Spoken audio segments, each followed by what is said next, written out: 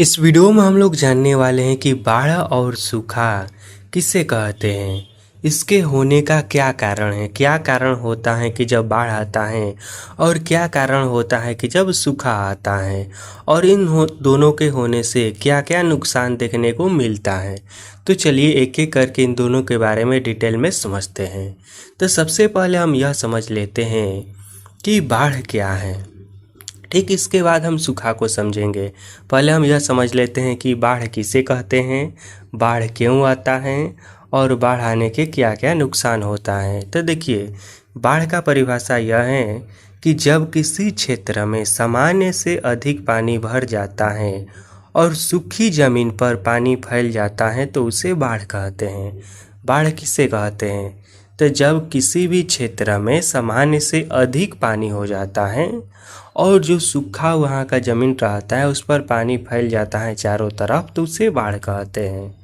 अब हम यह समझ लेते हैं कि बाढ़ आने का मुख्य कारण क्या क्या हो सकता है।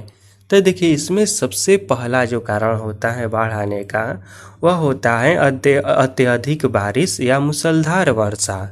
जब बहुत अधिक मात्रा में बारिश हो जाता है तो बाढ़ आ जाता है। दूसरा इसका प्रमुख कारण होता है नदियों में पानी का स्तर बढ़ना।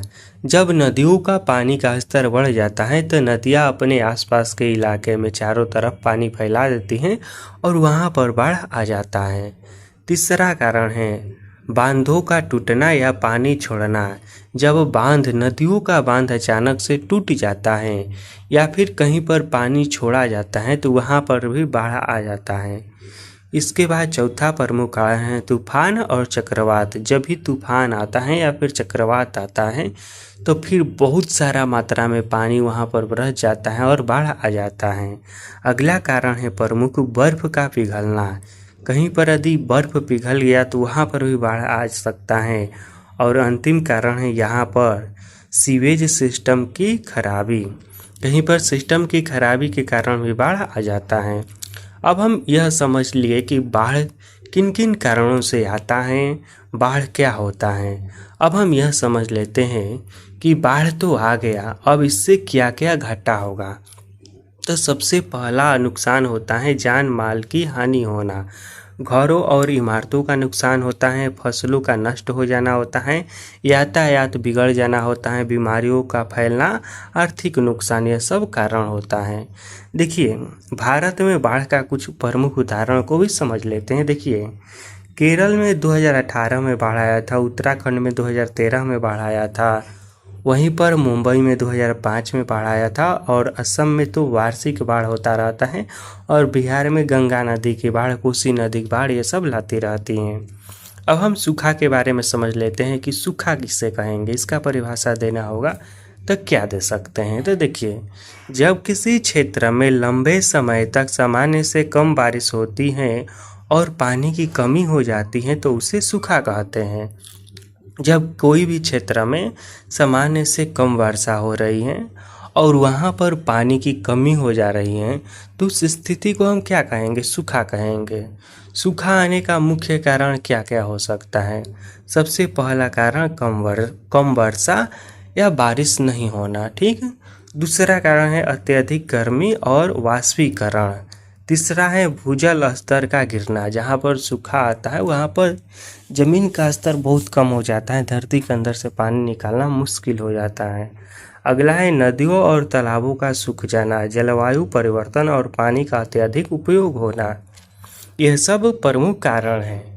अब प्रभाव को हम समझ लेते हैं कि वहाँ पर क्या क्या दिक्कत हो जाता है। तब पीने की पानी की कमी हो जाता है।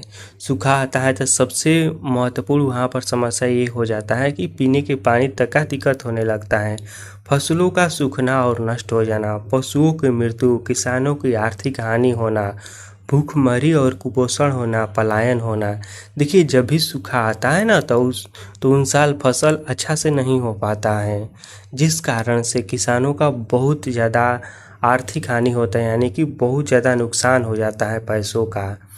उसके बाद भूखमरी और कुपोषण भी हो जाता है, अच्छा से उन्हें पानी के कारण अच्छा से वहाँ पर फसल नहीं होता है तो खाने की समस्या में भी दिक्कत होने लगता है और किसान पलायन भी करने लगते हैं, यानी कि अपना गांव शहर छोड़कर बाहर कमाने के लिए भी जाने लगते हैं।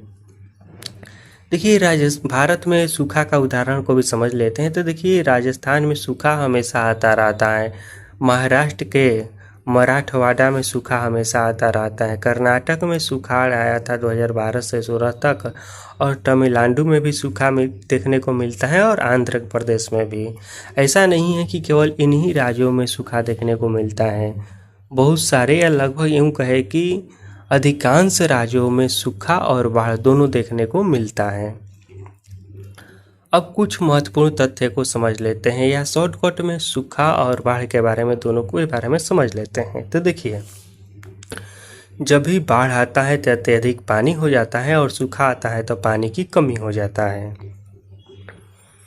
बाढ़ अचानक आती है और सूखा जो है ना धीरे धीरे विकसित होता है। सूखा ये नहीं होता है कि एक ही दिन में आ गया या फिर एक ही महीना में आ गया। सूखा इस तरह से नहीं आता है, सूखा धीरे धीरे आता है, वर्षों तक पानी नहीं होता है। बाढ़ जो है ना कुछ ही दिन या हफ्तों तक रहता है, लेकिन सूखा जो है ना यह महीनों से लेकर वर्षों तक रहता है। बाढ़ जो है ना तत्काल जान माल की हानि पहुंचाता है, लेकिन सूखा जो है ना धीरे धीरे हानि पहुंचाता है। तटबंध, चेतावनी सिस्टम, बाढ़ में सब कुछ देखने को मिलता है।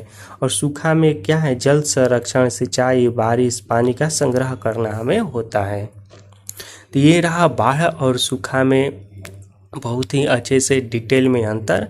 अगर यह वीडियो आपको अच्छा लगा हो और बाढ़ और सूखा दोनों ही समझ में आ गया हो तो इस वीडियो को लाइक कीजिएगा, और समझ में आया है तो कमेंट में लिखकर बताइएगा कि आपको समझ में आ गया है। फिर मिलेंगे बहुत जल्द किसी अगले वीडियो में। इस वीडियो को देखने के लिए धन्यवाद।